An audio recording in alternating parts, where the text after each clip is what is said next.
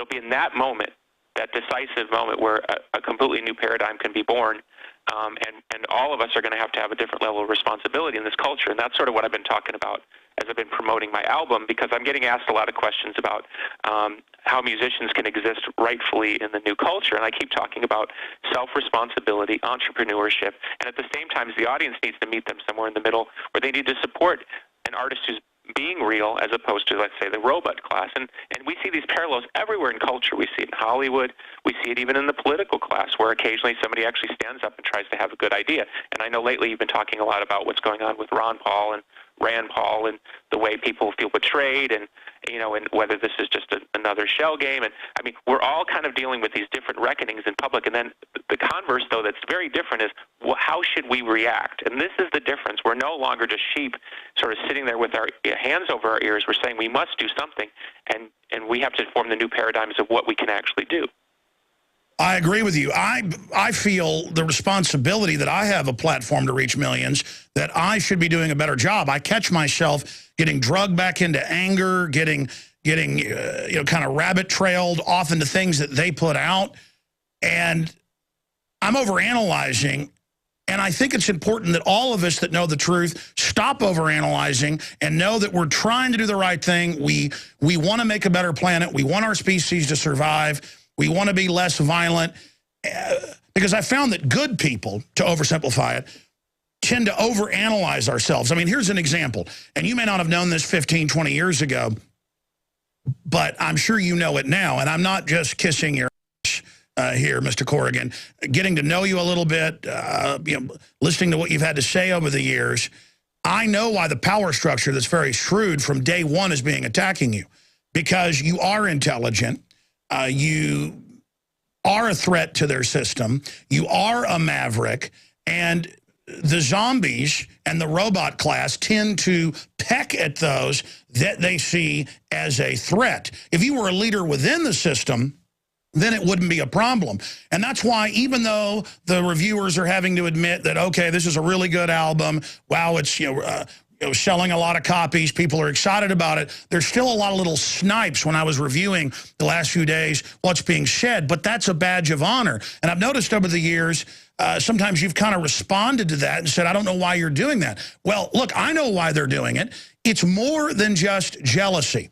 It's the fact that you make them uncomfortable, and the system knows that as you mature, people like you are a real threat, because you could influence others in your sphere to turn against the system. I've seen this happen in Hollywood. I've seen this happen in business circles. The system is very good at spotting people that see through the matrix, or they're good at spotting people that they know will someday fully break the trance and come out of the matrix. Your comments on that statement? Well, thank you. That's a big compliment to take. My thought on it is that it's a little bit like the old Soviet system. If there is a system of control at the top, if there's somebody sitting in a room somewhere, we don't know his or her name, and they're dictating like a puppet master. Well, they're putting people in place on those lower rungs, those local government rungs, to dissuade independent thinking. I mean, we've all seen those YouTube clips where somebody stands up at a local city council meeting and goes, "Why are we putting, aluminum in our water?" And then, the guy hits the gavel, "Sit down, you're not allowed to talk." Well, according to the rules, I have 5 minutes. No, this kind of stuff. You want to whack-a-mole people at the bottom level. If you actually make it up to the middle level, or in my case, the upper levels, you see different things. You see a different discourse behind the scenes. If I can give anybody my own view from my experiences, let's call it behind this, let's use the term the matrix, having been at the top levels, having been in the White House and talking to people behind the scenes, having been at parties where there's 14 A-listers in the same room that I'm in, the elite class, to use your terminology, there's a sort of an amoral characteristic. They look at it sort of as a business as usual, and there's something sort of kind of Ayn Rand about it, this idea of progress marching forward, and if you run over some skulls, that's just the way it goes. And then there's something sort of frightening about it, which is like, well, what about the guy who's, just a good guy and he just wants to put some bread on his table, and he just gets crushed under the wheels of that system that doesn't really individualize him, in essence wants to see him as a statistic. Being somebody who sort of has operated inside and outside systems, having once been outside and having been completely integrated, having been given every version of the sellout option, having not taken it, having been sort of almost humiliated as an idiot for not kind of going with the flow. And having they actually say that in the reviews. They say you didn't sell out on purpose. They admit that, and they hate the fact that you did it your way, and they seem to hate it even more now that you're still having even bigger success doing it your way. I'm sorry, go ahead. No, but I think I appreciate the praise in that, but I think what I'm trying to say is look around your world, anybody listening, and look at those independent thinkers and see how they run them through that same gauntlet. I have to think at this point, having been in public life for 20 years, that there's a systemic belief there. Now, is it as pernicious as somebody sitting in an office and saying, get him, get her? I don't think it. I think it's just a system that's evolved from some sort of subconscious place, much like the way kids will bully in school. It's not an agreement. The bullies don't go in the corner and say, let's pick on the kid. They just sort of unconsciously will prey upon the weak because they want to front for all the girls or whatever. It's very similar. I've run into writers. I mean, here's a perfect example. I run into writers that will come into a room, shake my hand, be very nice to me. How you doing? How you been since the last time we talked? All good.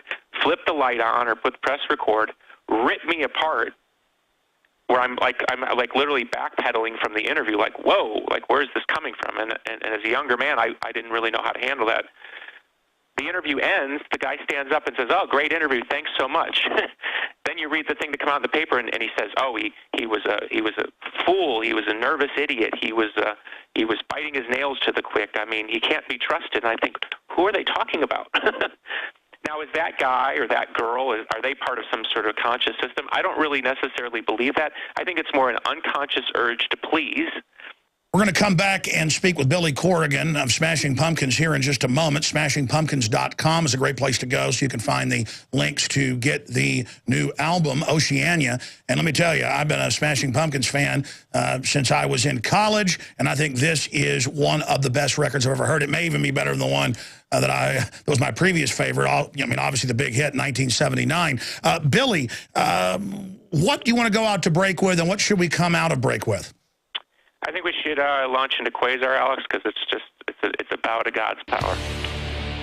We'll be right back. Here is some of Quasar, available at SmashingPumpkins.com. And we are back with the front man, the founder of Smashing Pumpkins, Billy Corrigan, and you just heard part of Panopticon.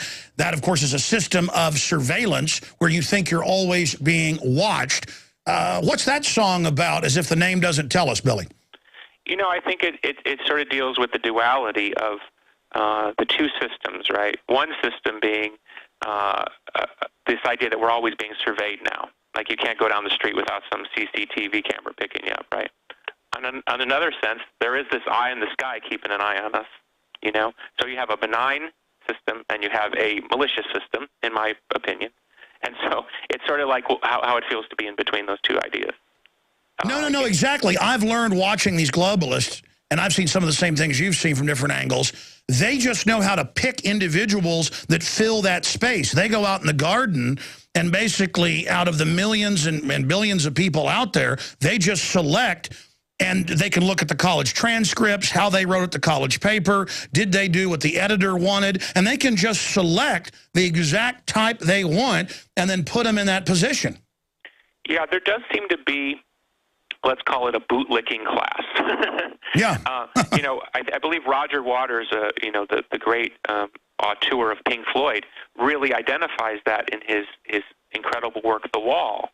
This kind of fascist undertone to a Slavish going along, obviously in The Wall he addresses World War II, his father being killed. For what purpose?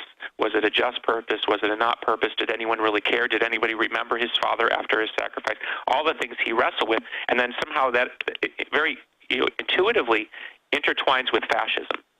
And I think that's really an incredible deep insight from Roger in that particular work. about where that thin line of where being a slave on some level, even if it's a psychological slave, even if it's just a willingness to go along because you just don't want to bother, how that somehow leads to this kind of other weird, freakish control system. And I think what we're all reckoning with is, again, we know something is there. Is it as nefarious as you go into sometimes? Perhaps. Or is it a system that's just been in play for thousands of years and nobody's even really at the wheel? And it's just kind of rumbling along because it just seems to work and there's lots of money to be. Well, that's what Richard Nixon said. He said it's a wild beast. You can't control it. And so a lot of it is automated, but the dark generals of this system know how to guide and massage and understand those tricks. But you just went right back to that key again. It's this fake patriotism of using the troops and the flags and the idea, but in reality, you treat the troops like garbage. You take their death benefits. You give them the worst doctors. The Homeland Security documents say they're the real threat.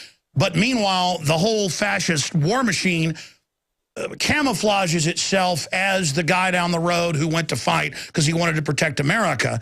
And it's all a fraud, but people are invested in it, so they don't want to say it's wrong. We've only got about 6-7 minutes left because Billy's got to run us. I'd like to touch on that a second because you know, I have friends that are veterans, and that's where we have to make a difference. You see, we have to bring these guys back into our communities.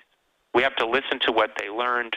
We have to you know, encourage their voices. We can't demonize them for being caught up in a system that maybe they're now realizing didn't stand by them like they thought they were standing by it.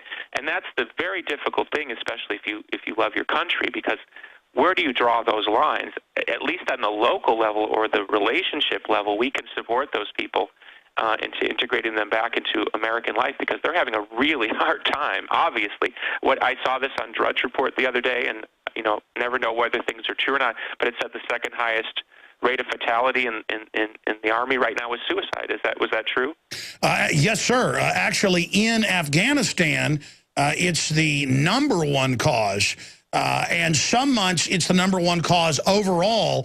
The suicide rate is roughly 7 times what it was even in Vietnam, because they're sending people in 3, 4, 5, 6, 7 tours.